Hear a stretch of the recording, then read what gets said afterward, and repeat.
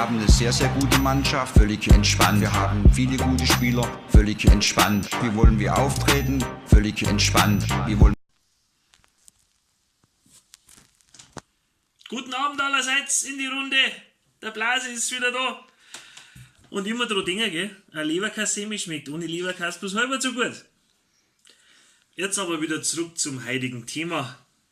Es dauert nicht mehr lang, bis das runde Leder wieder ganz geschmeidig übers knackige Grün schnurrt. Ja, es steht ein Fußball-WM vor der Tür. Darum habe ich mir einen Schale geschmissen, habe mir ein schicke Lokal machen lassen, eingefärbt und Shirt mit Bundeskickerl drauf, dass da nichts ist. Gell? Ja, bald ist wieder soweit, Fußball-Weltmeisterschaft. Bald stehen wieder die halbnackerten Männer im Garten und erklären mit Grillzangen und Bier in der Hand am Löw, wie er seinen Job zu machen hat. Mein Gott, schieß. Und zu diesem großen Ereignis gibt es natürlich ein paar hilfreiche Tipps von einem ausgemachten Fußballexperten. Von mir. Gell? Weil Fußball ist ja schon ein bisschen wie Schach. Also bloß halt jetzt ohne Würfe. Aber das ist nicht so einfach und da muss man sich informieren. Klar, ich würde sagen, die interessanteste Gruppe bei der Weltmeisterschaft war die Gruppe Y. Kennst du, oder? Mit Italien, Holland, Legoland und Phantasialand. Aber wir sind ja patriotisch, wir kümmern uns um die deutsche Gruppen. Gell? Und ja, Deutschland sicher ein Turnierfavorit. Bestimmt. Auch wenn der vorläufige Kader schon komisch ist und wenn ich da einige Sachen nicht verstehe, großes Risiko vom Yogi, großes Risiko. Ob das sinnvoll ist, dass man auf einen Heiko Gerber, auf einen Ronaldo Maul oder auf einen Bernd Hopsch verzichtet, ich weiß nicht. Aber werden wir sehen. Aber es geht eine große Angst um. Olli, unser Nummer 1, der Manu, wäre er fit? Wäre er fit, der Manu? Herrscht ja schon richtige Paranoia. Der war gut. Aber, naja. Wagner ist auch so ein Thema. Also ich kann mir ja WM ohne Wagner nicht vorstellen. Also WM ohne Wagner. Aber jetzt ist er so gut, dann frisst man halt die Pizza vom Dr. Oetker, oder? Ja, das ist scheißegal. Was wollte ich noch sagen? Genau. Heute geht es um unsere Gruppengegner. Die stelle ich euch heute vor, auf wen wir in der Vorrunde treffen, damit ihr ein bisschen wisst, mit wem wir es zum Tor haben. Und jetzt fangen wir an. Okay, fangen wir an. Als erstes kommen wir zum, aus meiner Sicht, sicherlich mit Abstand stärksten Gruppengegner. Mexiko! Hossa! Ja, ich habe mir gedacht, nachdem ja bei den Spielen vorher immer die Nationalhymne gespielt wird, stelle euch die kurz vor, bloß damit ihr es schon mal im Ohr habt, der euch dann erleichtert beim Mitsingen. Obacht!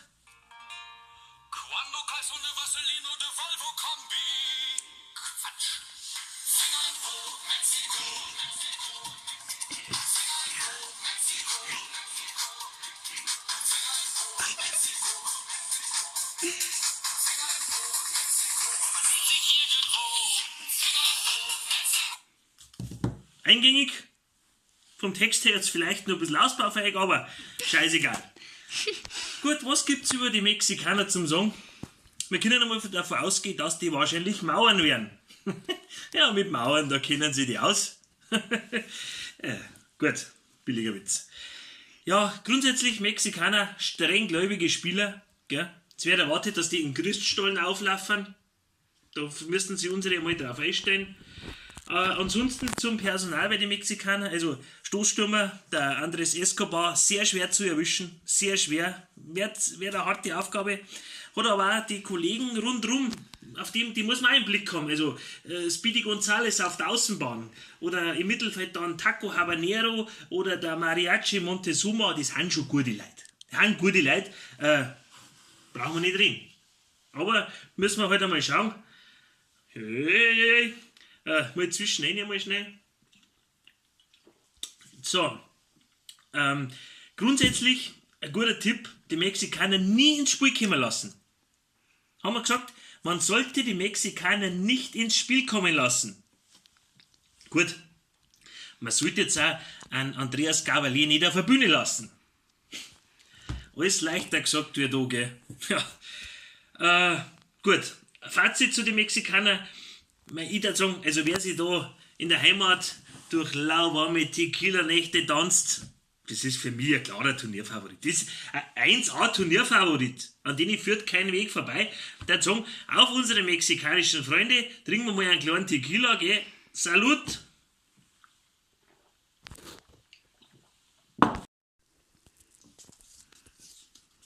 Servus! So, jetzt kommen wir zum, aus meiner Sicht, mit Abstand stärksten Gruppengegner. Da ist, also ich glaube schon, ich weiß nicht, die Spitzfindigen unter euch haben es vielleicht schon gesehen. Es geht um Schweden.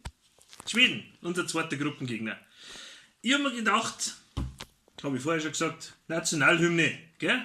Spiele euch einmal kurz die schwedische Nationalhymne einmal an, bloß damit ihr da dann fit seid. Also Obacht.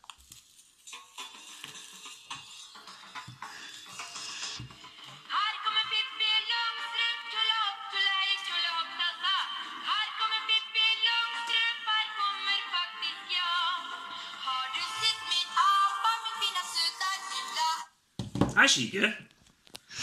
Ja, da schaut unser Hymne alt aus. Gut, also wie gesagt, Schweden. Ich persönlich bin ja ein Riesenfreund der Schweden. Ja, also immer Leute, die zu Marmorkuchen Tigerkacker sagen und zu Batman Liederlappen. Okay, das können doch bloß sympathische Menschen sein, oder? Oder Schweden. Ja, Schweden, was sagen wir Schweden? Die meisten von uns kennen Schweden halt nur durch die komischen Hotdogbuden, da wo hinten so ein riesen Möbelhaus mit Droh hängt, oder? Da kennt ihr es ein bisschen. Ja, die Deutschen bereiten sich schon auf Schweden vor, also machen ein spezielles Aufbautraining. Also jeder baut ein Billigregal auf, damit da dann nichts ist, keine bösen Überraschungen kommen. Gut, zur Mannschaft. Das ist ein bisschen schwierig, also der schwedische Trainer Philipp Erdnussen, der wird wahrscheinlich schon eine starke 11 oder 12 oder 13 aus Feld schicken, bevor das wir brauchen, gell?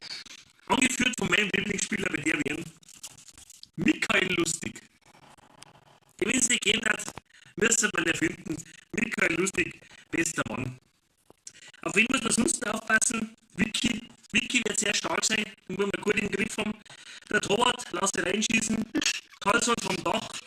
Und ja, der Herr Nilsson. Der Herr Nilsson ist eine Lunge wie ein Pferd, der möchte ich sagen. Gut. Was ich nicht verstehe, Schweden, keinen Zlatan. Kein Zlatan dabei. Da wird es gegen uns wahrscheinlich aber einen Satz heiße Öre geben. So wie ich das anschaue. Ohne Zlatan. Aber auch wenn er nicht dabei ist, ja, nicht unterschätzen. Die Schweden nicht unterschätzen. Also, wer sich mit Köttbullar und mit Zimtschnecken in Form hält, das ist für mich ein ganz klarer Turnierfavorit. Schweden ist für mich ganz klarer Turnierfavorit. Und auf die Schweden, da ich sagen, ein kleiner absolut Wodka, Skal.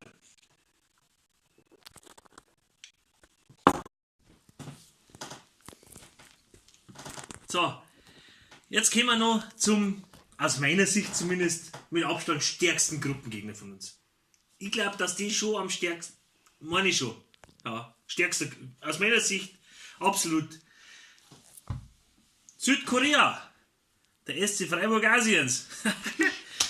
Gut, es ist ja schon Tradition, dass man schon mal ein bisschen die Nationalhymne anspielt. Habe jetzt wieder hergekriegt. Die Löffel gespitzt. So, Obacht.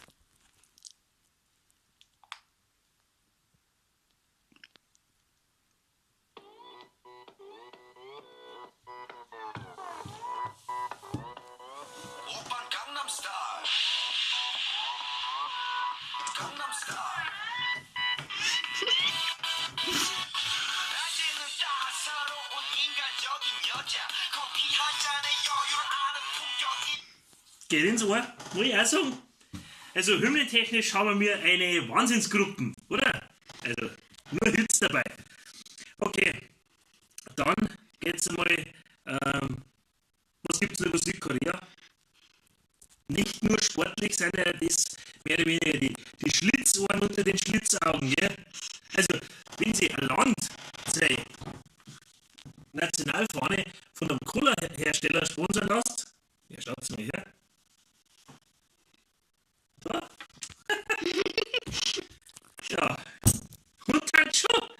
Südkoreaner. Ja, also von dem her finanziell darf man da gar nichts feiern. Finanziell sind die auf sehr gesunden Füßen, möchte ich sagen. Ja, kurze, aber finanziell gesunde Füße. Die Südkoreaner, da wird nichts fein. Spielerisch schätze ich schon, dass sie einen kleinen Nachteil haben jetzt, sagen wir mal, gegen uns. Glaube ich schon. Also wenn jetzt die gegen Deutschland spielen, dann darf halt normal jetzt maximal so oft am Ball sein, wie jetzt der Rainer Kallmund am Weltmotors-Schrank. Öfter eigentlich nicht. Okay? Muss ich sagen, das müssen wir schon im Griff haben. Es ist aber eine sehr ausgeglichene Mannschaft, Südkorea. Die sollen so, was ich jetzt so ausgesehen habe, ist der Spielgestalter, der Boom ins Aus und der Defensiver dran, der haut die um. Das wäre jetzt so eher die Fixpunkte im südkoreanischen Spiel sein, da müssen wir halt ein bisschen schauen. Was mir ganz gut aufgefallen ist, Südkoreaner, die wenn ein Spiel verlieren, haben die jetzt nicht so grantig oder zwider, die haben eher so ein bisschen so süß-sauer, gell? Ja, kann psychologisch ein ganz schwerer Vorteil sein. Kann psychologisch, muss ich sagen, als Fazit muss ich sagen, nachdem jeder Gegner die koreanischen Spieler mit Sicherheit nicht auseinanderhalten kann, haben die da auch auf dem Feld, also die sind ganz schwer zu einschätzen. Ja, nicht unterschätzen Südkoreaner. Für mich, wenn die das Spiel ein bisschen aufziehen können und einer ausschaut wie der andere, der klarer Turnierfavorit für mich. Der klarer Turnierfavorit. Geht kein Weg drum vorbei an Südkorea. Und ja, ich würde sagen, auf Südkorea, gell, probieren wir jetzt gleich mal ein Nationalgetränk, ein schönes Pepsi.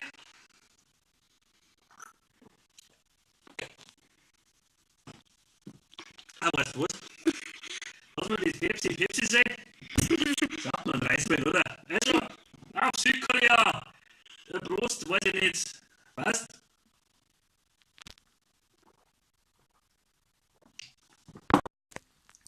So, jetzt auch.